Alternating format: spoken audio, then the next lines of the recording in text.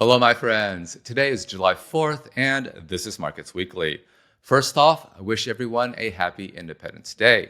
This past week was a shortened holiday trading week, but we did see the S&P 500 surge to new all-time highs.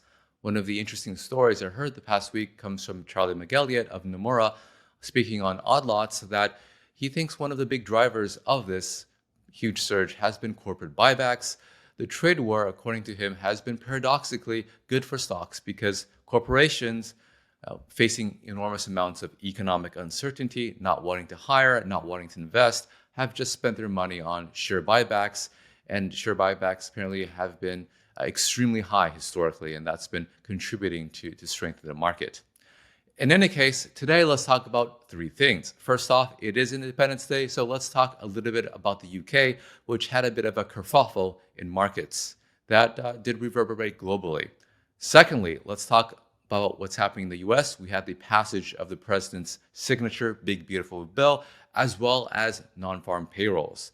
And lastly, let's have an update on the trade war, which seems to be heating up. All right, starting with the UK. Well, first off, a little bit of context. Now, a few years ago, Prime Minister Liz Truss of the UK unveiled this big spending tax cut bill that freaked out the UK bond market. At that time, and of course, this was in part due to levered positions there, the UK gilt yields surged, UK pound depreciated, and UK equities sold off. Basically, classic emerging market stuff. Now, since then, the UK government has been more sensitive as to the amount of fiscal room they have, and they've been trying to have a more sustainable fiscal budget. Fast forward to today, Chancellor of the UK, Rachel Reeves, has been trying to reduce spending by reducing the amount of benefits, so reducing eligibility on certain benefits. This is, of course, very unpopular, but of course, benefit spending is a big part of their budget. However, Rachel Reeves wasn't able to get the benefits cuts that she's been seeking, and there was some speculation on Wednesday that maybe she might lose her job.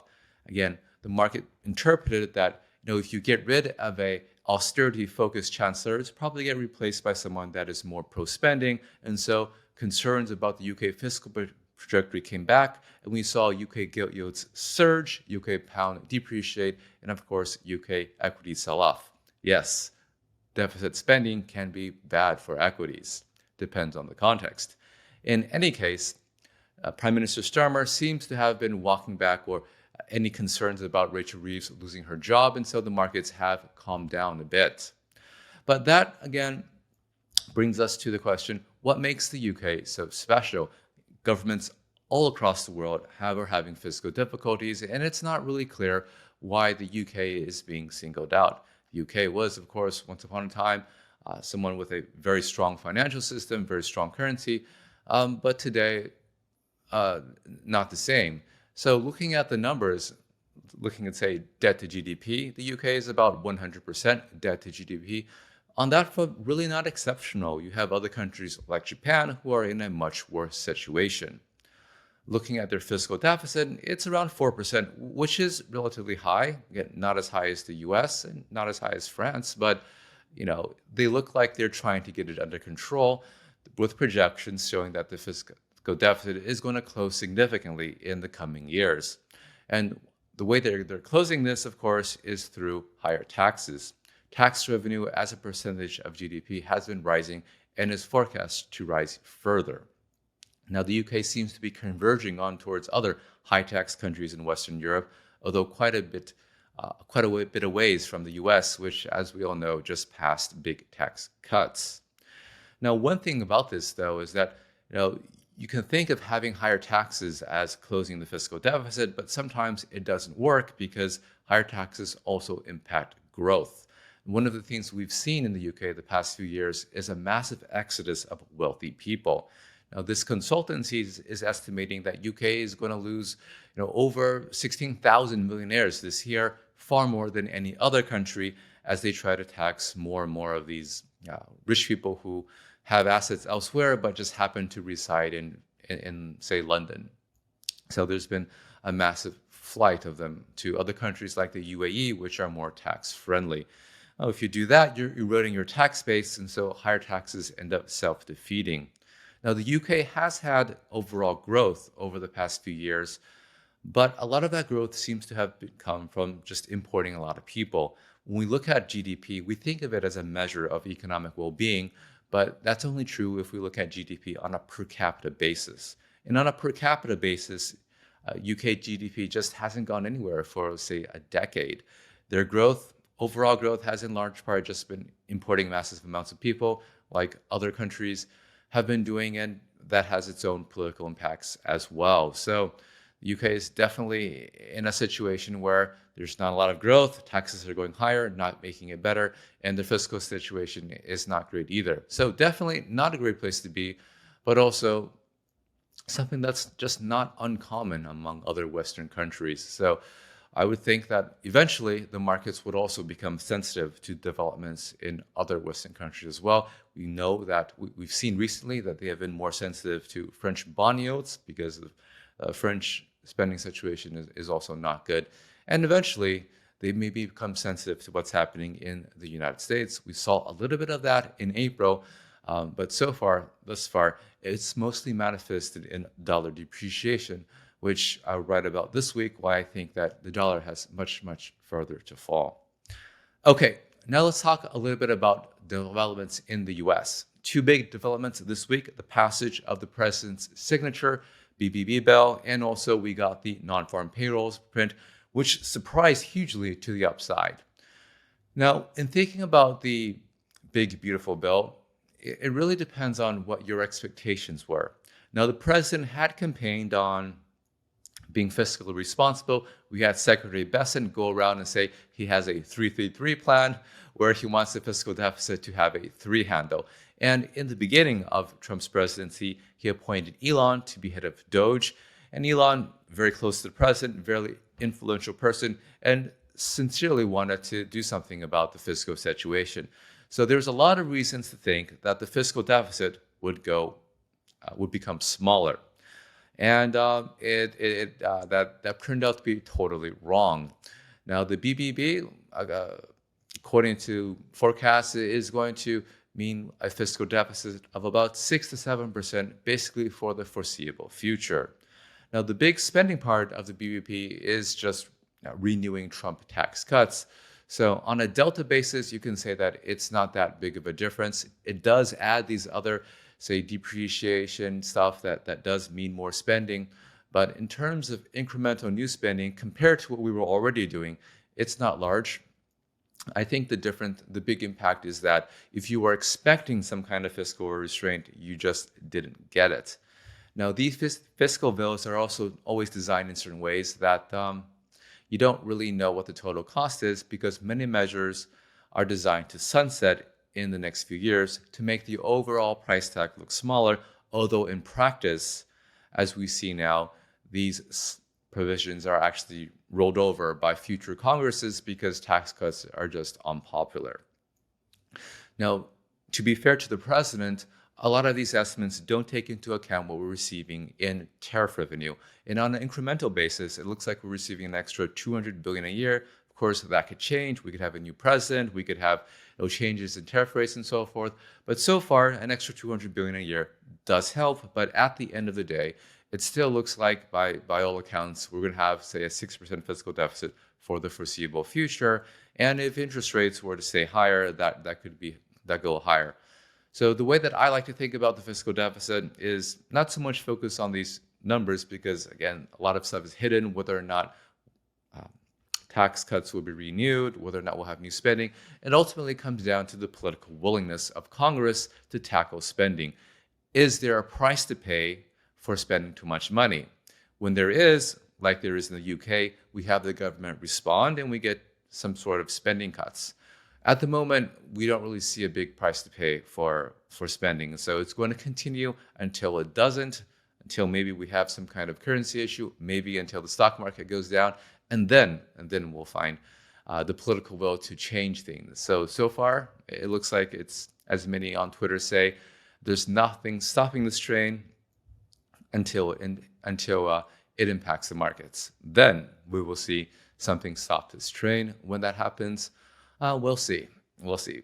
It's happening in the UK. We had inklings of this in April. So maybe not as far off as many people think. All right, the second piece of news on staying on the domestic front is, of course, non-farm payrolls report. Now, heading into the NFP, many people, including myself, were expecting a weak print. Why were we expecting a weak print? Well, if you look at continuing jobless claims, they continue to go higher. That tells me that people who lose their jobs are having increasingly more trouble to find new jobs. And the ADP reported actually a negative payroll growth. So ADP is this huge payroll processing firm. If you're a company in the US and you hire employees, and oftentimes you will hire ADP to do the payroll processing for you. So ADP has very good data as to what's happening in the employment market. And to be clear, what the ADP has been reporting is oftentimes not strongly related to the official non-farm payrolls report, but it is a good signal. And they were saying last month there was actually job loss, so negative growth. So expectations for this NFP print were pretty low. And to the surprise of the market, they were actually much, much higher than expected. We created on net about 140,000 jobs. And in addition to that, the unemployment rate sank from 4.3% to 4.1%. So this was an unequivocally big upside surprise, big positive upside surprise on the job growth, and the market responding accordingly, pricing out rate cuts. Again, equity markets happy with the strong growth, and the rest you see on the screen. Now, one thing to keep in mind, though, as we look into the details of this print, there is some ambiguity here. Well, first off, looking into the details, part of the reason why that the unemployment rate went down is that the labor participation rate went down, and so you have fewer people working, fewer people looking for jobs. Also, it's worth noting that wage growth has moderated, and also looking into the composition of the jobs created, it looks like the bulk of them come from the public sector, so state and local governments, so hiring for schools and so forth, whereas private sector job creation continues to be declining. And public sector job creation has to do with legislation and things like that, whereas private sector job creation is more linked to the status of the economy. So that's something to keep in mind as well. So the print may not be as strong as it's suggested, and the overall trend of the labor market still seems to suggest moderation or weakening. Okay, now the last thing that I want to talk about is, of course, the trade war. Now, we had Liberation Day, and that I would say that the administration probably wished they did not do what they did. And so the trade front has been pretty quiet. President Trump set down this trade truce. Everyone just goes down to paying 10% minimum tariffs, and then, we'll talk, with the truce expiring maybe July 9th. But the president has also been saying that, that's not a hard date. We'll have leniency, maybe we'll make a deal or something like that. So it doesn't seem to be super strict. But between then and now, a couple things have happened. Yes, the president probably knows that he shouldn't be messing with trade too much. The markets don't like that. But on the other hand, he did finish the big, beautiful bill. So that's his big signature legislation that's passed. He doesn't have to care so much about Congress anymore. And also markets are at all-time highs. That gives him, I think, a little bit of room to be a little bit more disruptive since he doesn't have to pay a political price for it. So does that mean the president is going to, I guess, heat up on the trade war front? Well, let's listen to what he said yesterday. We're going to start sending letters out to various countries starting tomorrow. We'll probably have 10 or 12 go out tomorrow. And over the next few days, I think by the 9th, they'll be fully covered. And they'll range in value from maybe 60 or 70% tariffs to 10 and 20% tariffs. So it sounds like what's going to happen is that, he doesn't really want to be talking to people all that much anymore. Obviously, 200 countries, doesn't have to talk to all these small penguin islands and whatnot. So he's going to be sending out letters starting July 4th all the way through July 9th, just telling people you're going to pay this. And in some cases, it's going to be as high as 70%. Now, we did have a trade deal the past week with Vietnam. Details aren't very clear.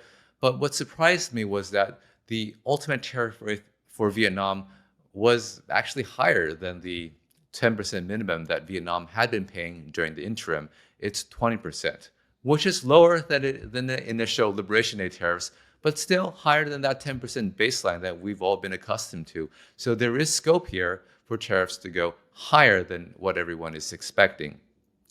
Something else that's interesting in the Vietnam deal is it seems like the Trump administration is trying to crack down specifically on transshipping from China, where China-US trade talks looks like they're going to be frozen because, well, China has this rare earth trump card and the US can't overcome it. So one of the things that's been happening is that China has been shipping stuff to other countries who then transship to the US.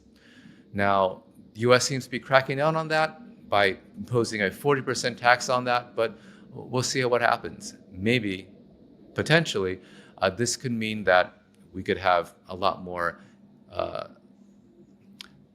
origin tracing on goods that actually could impact the ultimate tariff rate people are paying. Other thing to note is that close allies like Japan and Korea and the EU really haven't gone anywhere on their trade deals. There's always talks about trade deals upcoming, but they never seem to materialize. So there does seem to be some impasse on the trade deals. Maybe other countries are thinking that Trump would just taco and chicken out, but at the moment, it does seem like there is some political capital to play with from Trump's perspective. So I guess we'll find out very quickly if there is a resurgence in trade concerns. All right, so that's all I prepared for today. Thanks so much for tuning in, and I'll talk to you guys next week.